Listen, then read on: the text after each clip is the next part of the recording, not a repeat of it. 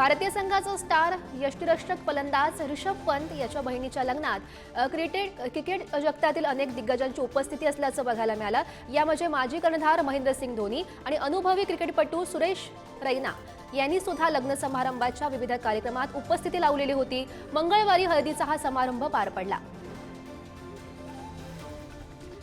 Champion trophy स्पर्धेनंतर भारतीय संघातील खेळाडू मायदेशी परतलेले आहेत आणि याचवेळी मुंबई इंडियन्सच्या संघानं हार्दिक पांड्या याच्या मायदेशातील एंट्रीची खास झलक दाखवली आहे। मुंबई इंडियन्सच्या संघानं अधिकृत सोशल मीडिया अकाउंटवरून खास कॅप्शनसह हार्दिक पांड्या याच्या फोटोसह कडक एंट्रीचा व्हिडिओ शेअर केला। यावर्षी आयपीएलमध्ये सुरुवातीच्या मॅचेसला 5 स्टार खेळाडू आता मुकणार आहेत। यामध्ये Hardik Pandya, Jasprit Bumrah, Mayank Yadav, Mitchell Marsh, Josh Hazlewood हे खेळाडू मुकतील। जसप्रीत बुमराह पाठीच्या दुखापतीमुळे मुकणार, तर हार्दिक पांड्यावर गत हंगामामध्ये स्लो ओव्हर रेट प्रकरणात एका सामन्याची बंदी असेल। कसोटी क्रिकेटला 150 वर्ष पूर्ण झालेली आहेत। त्यानिमित्तानं जगातील सर्वात जुनं क्रिकेट खेळणारे देश ऑस्ट्रेलिया आणि इंग्लंड यांच्यामध्ये होणारा सामना दिवस रात्र असणार आहे आणि हा एकमेव कसोटी सामना 11 ते 15 मार्च 2027 दरम्यान ऐतिहासिक मेलबर्न क्रिकेट ग्राउंड येथे खेळवला जाईल। कसोटी सामना हा गुलाबी चेंडूनं खेळला जाईल।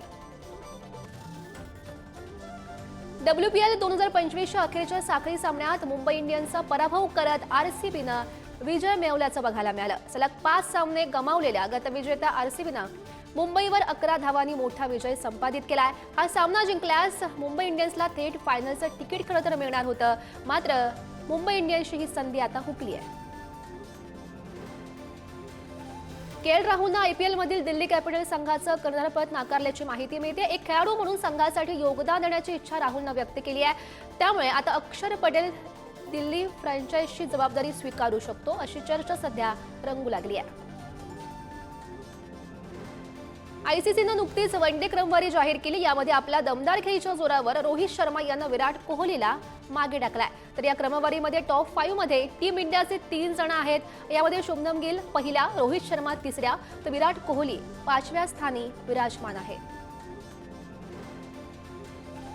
न्यूझीलंड भारतातील लढतीवेळी उत्तर प्रदेशच्या देवरियामध्ये एका मुलीचा हृदयविकाराच्या झटक्यानं मृत्यू झाला।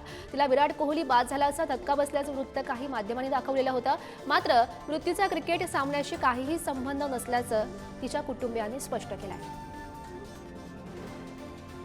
उत्तराखंडच्या हरिद्वारमध्ये फसवणुकीचा प्रकार समोर आल्यामुळे एकच खळबळ माजली। चक्क आयसीसीचे अध्यक्ष जय शहा यांचा पीए असल्याची बतावणी करत एक ठकसेनानं हॉटेलमध्ये मौज मजा तो करत होता। त्याच्याकडे बीसीसीआयचं बनावट ओळखपत्र सुद्धा सापडलेलं आहे। अमरिंदर सिंग असं त्याचं नाव आहे।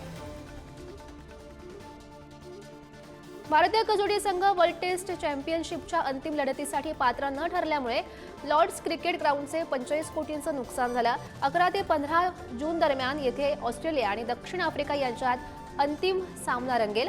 भारत पात्र न ठरल्यानं त्यांचा 45 कोटींचा महसूल बुडण्याची शक्यता आहे। भारतीय बॅडमिंटनपटू लक्ष्य सेननं आता ऑल इंग्लंड बॅडमिंटन चॅम्पियनशिपच्या पुढच्या फेरीत प्रवेश केला।